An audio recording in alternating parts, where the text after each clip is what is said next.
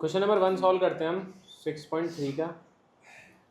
इसमें आपको दे रखा है find the vector equation of the plane which is at 42 unit distance from the origin and which is normal to the vector this. और आपको ये वेक्टर दे रखा है नॉर्मल वेक्टर। तो हमारे पास में ये प्लेन है, तो ये सर्कल बन गया गलती से। ठीक है, ये हमारे पास में प्लेन दे रखा है और ये एक पॉइंट ले लेते हैं ओरिजिन 0,0,0। इससे इस प्लेन का जो डिस्टेंस है वो आपको दे के रखा है 42 यूनिट। ठीक है, और इस प्लेन का जो नॉर्मल वेक्टर है जो इस प्लेन के परपेंडिकुलर है वो नॉर्मल वेक्टर आपको दे के रखा है 2i प्लस का j माइनस का 2k। अब प्लेन की जो इक्वेशन पर हमने वेक्टर इक्वेशन पढ़ी है वो ये पढ़ी है कि एक variable point r vector minus जो एक फिक्स पॉइंट है वो इनका जो डॉट होगा नॉर्मल वेक्टर के साथ में वो ज़ीरो होना चाहिए। ये हमारी प्लेन की वेक्टर इक्वेशन है। अब देखो इसको कैसे अप्लाई कर सकते हैं। आर वेक्टर मैंने एज इट इज लिख दिया। आर वेक्टर का मैं डॉट लेता हूँ एन वेक्टर के साथ में, तो ऐसा आ जाएगा r vector dot n vector. और ए वेक्टर का डॉट लूँगा एन के साथ में तो क्या आ जाएगा माइनस में a vector dot n vector. और ये क्या होना चाहिए, इक्वल टू ज़ीरो होना चाहिए। ठीक है, तो यहाँ से मैंने लिख लिया कि r vector dot n vector equal हो रहा है a vector dot n vector के।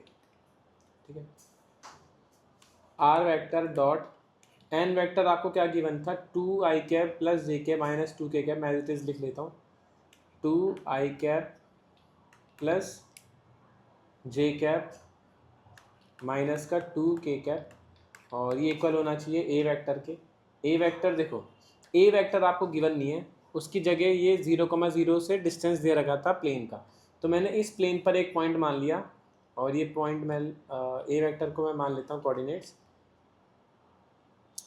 जैसे मान लो मैंने x1, y1, z1 मान लिया। ठीक है, अब ये जो ए वेक्टर है ऑरिजिन से इसकी बीच की जो डिस्टेंस है देखो ऐसे ही तो निकलेगी x1 माइनस 0 का whole square plus y1 minus 0 का whole square plus z1 minus 0 का होल स्क्वायर और उसका जो अंडर रूट है वो 42 दे रखा है। ठीक है,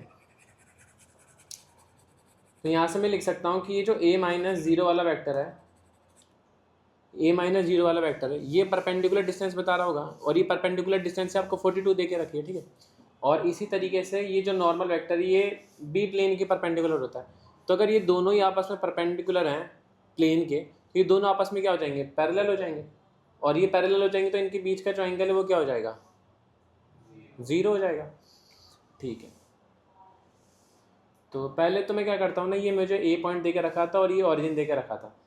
अगर मैं ए, जैसे मैंने ऑरिजिन को ओ मान लिया और इस पॉइंट को ए मान लिया, तो ए ओ लिख सकते हो आप, मतलब ओ ए लिख सकते हो। ओ ए क्या हो जाएगा, एक तरीके से ए वेक्टर माइनस ओ वेक्टर हो जाएगा। और देखो वो कितना आ रहा है x1i plus y1 j plus z1 k आपके पास में आ रहा है। ठीक है, इक्वल्स टू देखो अब मुझे ए वेक्टर डॉट एन वेक्टर निकालना। ए वेक्टर मतलब वही होता है कि ऑरिजिन से इसके बीच का वेक्टर, तो वो x1 y1 z1 आपको दे के रखा है, इसका डॉट लेना है एन के साथ में। अब देखो डॉट हम कैसे ले सकते हैं। अब x1 y1 z1 आपको गिवन तो था नहीं, बट जब इसके साथ में डॉट लोगे तो ये फॉर्मूला लिख सकते हैं कि मॉड ऑफ a1 मतलब mod of a into mod of n और इन दोनों के बीच का एंगल cos थीटा। अब मॉड ऑफ a आपको एक तरीके से गिवन है। देखो मॉड ऑफ a क्या होता है, मॉड ऑफ a जो होता है वो एक तरीके से यही तो होगा अंडर रूट में x1 का स्क्वायर प्लस y1 का स्क्वायर प्लस z1 का स्क्वायर, यही होता है मॉड ऑफ a। और देखो आपको इस a और o के बीच की डिस्टेंस दे रखी है ना कितनी, 42। तो आप डिस्टेंस फॉर्मूले से लिख सकते हो ना कि ये जो x1 माइनस 0 का होल स्क्वायर है प्लस y1 माइनस 0 का होल स्क्वायर है प्लस z1 माइनस 0 का होल स्क्वायर है और इसका जो अंडर रूट है वो किसके बराबर होना चाहिए, 42 के बराबर होना चाहिए। और ये जो पूरा अंडर रूट में ये होता है, देखो अंडर रूट में देखो क्या आ गया मेरे पास में, x1 का स्क्वायर आ गया प्लस y1 का स्क्वायर आ गया प्लस z1 का स्क्वायर आ गया और इसी को तो मॉड ऑफ ए बोलते हैं। 42 आ रखा है, तो मॉड ऑफ ए मेरे पास में एक तरीके से क्या आ गया, 42 आ गया। देखो डिस्टेंस फॉर्मूले से मैंने ये लगा दिया, और डिस्टेंस फार्मूला मेरा एक तरीके से मॉड ऑफ ए दे रहा है मुझे, तो मेरा मॉड ऑफ ए आपको एक तरीके से 42 गिवन है, तो मैं यहाँ पे सब्स्टिट्यूट कर सकता हूँ ना मॉड ऑफ ए का वैल्यू, वो कितना हो जाएगा 42। मॉड ऑफ एन कैसे निकालेंगे, देखो एन वेक्टर आपको क्या गिवन है 2i cap plus j cap minus 2k cap. An vector आपको गिवन है 2i cap plus j cap minus का 2k cap. Mod of N कैसे निकाल सकते हो आप, मॉड ऑफ एन निकाल सकते हैं अंडर रूट में आई कैप का जो कोफिशिएंट है 2 का स्क्वायर हो जाएगा 4, जे कैप के कोफिशिएंट का स्क्वायर हो जाएगा 1, और माइनस 2 का स्क्वायर कितना हो जाएगा प्लस का 4। तो देखो 4 और 4 कितना होता है 8, 8 और 1 कितना होता है 9, और 9 का रूट कितना होता है 3। तो मॉड ऑफ एन मेरे पास में क्या आ गया 3 आ गया, तो मैं यहाँ पे मॉड ऑफ एन पुट कर देता हूँ, वो कितना दे रखा है 3। और देखो कॉस थीटा मतलब उसमें जो थीटा होता है ना वो दोनों वेक्टर के बीच का एंगल होता है। अब जब ये भी प्लेन के परपेंडिकुलर और ये भी प्लेन के परपेंडिकुलर, तो इन दोनों के बीच में एंगल कितना हो जाएगा 0 हो जाएगा। तो अगर इनके बीच एंगल 0 है तो cos 0 कितना हो जाता है 1, तो ये 1 हो गया। तो मेरे पास में यहाँ से ये आ गया r vector dot 2i cap plus j cap minus का 2k कैप। ये आपको देखो कितना दे रखा है 42 इंटू 3 कितना होता है, ये 3 2 6 हो गया और 4 3 12 हो गया, तो 126। ठीक है, मेरे पास में ये आंसर आना चाहिए r vector dot 2i cap plus j cap minus 2k cap 126 होना चाहिए। तो एक बार आंसर देख लेते हैं, r vector dot 2i cap plus j cap minus 2k cap equals to 126। ठीक समझ में आया ना कैसे होना था, थोड़ा सा बढ़िया क्वेश्चन था ये, नोट डाउन कर लो, कुछ डाउट आएगा तो पूछ लेंगे। ठीक है, एक क्वेश्चन और करवा देगा पहले, फिर हम आगे बढ़ते हैं। ठीक है, फिर आप इसको नोट डाउन कर लेना, एक क्वेश्चन और देख लेते हैं।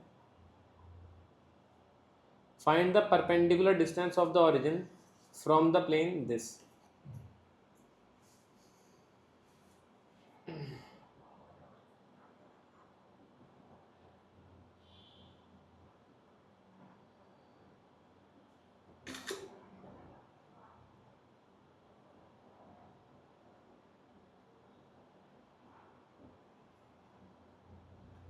देखो इसमें आपको जो प्लेन की कार्टेशियन इक्वेशन गिवन है, पहले से मैंने बताया था ना कार्टेशियन इक्वेशन देखो कैसे होती है।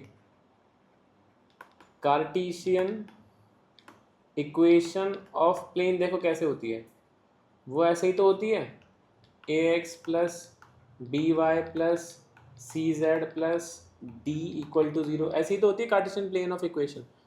अब यहाँ पे देखो क्या गिवन है आपको, एक तरीके से 6x माइनस का 2y प्लस का 3z माइनस का 7 इक्वल टू 0। यहाँ से मुझे बताओ इस वाली इक्वेशन से आप मुझे नॉर्मल वेक्टर बता सकते हो क्या है, मैंने आपको बताया था ना नॉर्मल वेक्टर क्या होता है, बताओ नॉर्मल वेक्टर क्या है 6i cap minus 2j cap plus 3k cap. मैंने आपको बताया था कि जो नॉर्मल वेक्टर होता है वो एक्स वाई जेड का कोफिशिएंट होता है, तो आपको नॉर्मल वेक्टर यहाँ से डायरेक्टली मिल गया। अब देखो हमको परपेंडिकुलर डिस्टेंस बतानी है प्लेन की ऑरिजिन से। ठीक है, तो जैसे मान लो मेरे पास में ये प्लेन है और ये नॉर्मल वेक्टर आपको एक तरीके से गिवन है। नॉर्मल वेक्टर कितना गिवन है 6, -2, 3। और आपको मैंने एक चीज़ और बताई थी कि ये जो d होता है, यहाँ पे जो d होता है वो एक तरीके से क्या होता है नॉर्मल वेक्टर और वो जो पॉइंट है a, इन दोनों का डॉट प्रोडक्ट होता है माइनस के साथ में। यही मैंने आपको बताया था कि नहीं बताया था, बताया था ना मैंने, दोनों चीज़ें बताई थी कि जो एक्स वाई जेड का कोफिशिएंट होता है वो तो मेरा नॉर्मल वेक्टर होता है, और जो d होता है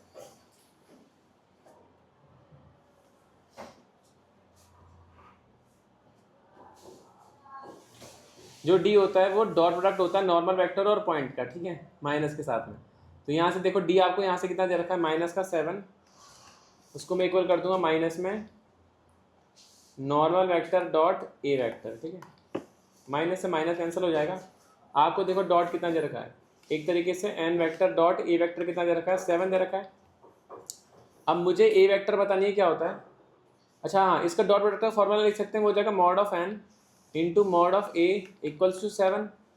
और हमें पता है कि जो मॉड ऑफ ए होता है ना वही परपेंडिकुलर डिस्टेंस होता है ऑरिजिन से उस प्लेन का।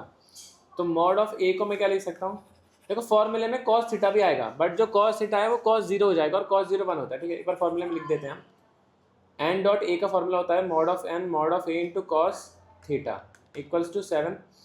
अब मॉड ऑफ एन हम कैलकुलेट कर लेंगे, मॉड ऑफ ए हमको पता नहीं, यही निकालना है, और जो एंगल है दोनों के बीच का cos 0 डिग्री है और वो 1 हो जाता है।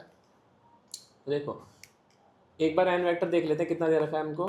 एन वेक्टर कितना दे रखा है, 6 - 2 और 3, 6 आई कैप माइनस का 2 जे कैप प्लस का 3 के कैप। आपको अगर एन वेक्टर दे रखा है तो क्या मॉड ऑफ एन भी निकाल सकते हो क्या? मॉड ऑफ एन क्या हो जाएगा जल्दी बताओ। अंडर रूट में 6 का स्क्वायर कितना होता है 36, 2 का स्क्वायर कितना होता है 4 और 3 का स्क्वायर कितना होता है 9। तो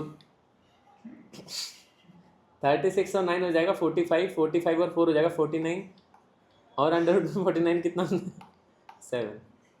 ये मॉड ऑफ एन आ गया, ठीक है। मान लिया भाई, मान लिया, बहुत फास्ट रहा। मॉड ऑफ एन कितना आ गया 7 आ गया। यहाँ पे मैंने मॉड ऑफ एन पुट कर दिया 7 इंटू मॉड ऑफ ए मुझे निकालना है, यही मेरी परपेंडिकुलर डिस्टेंस हो जाएगी। और cos 0 कितना होता है 1 होता है और इक्वल टू कितना दे रखा है 7। 7 से 7 कैंसिल आउट हो गया, मॉड ऑफ ए का वैल्यू कितना आ गया 1। तो हमारी जो परपेंडिकुलर डिस्टेंस है, तो हम बोल सकते हैं कि जो परपेंडिकुलर डिस्टेंस है, perpendicular distance of this plane from origin, वो कितनी आ गई 1 आ गई। देख लेते हैं कि 1 आंसर सही है या गलत है। 1 आंसर हमारा सही है। 2 क्वेश्चन सॉल्व हो गए, ये आप नोट डाउन करो, बाकी फिर बाद में करवाते हैं, ठीक है।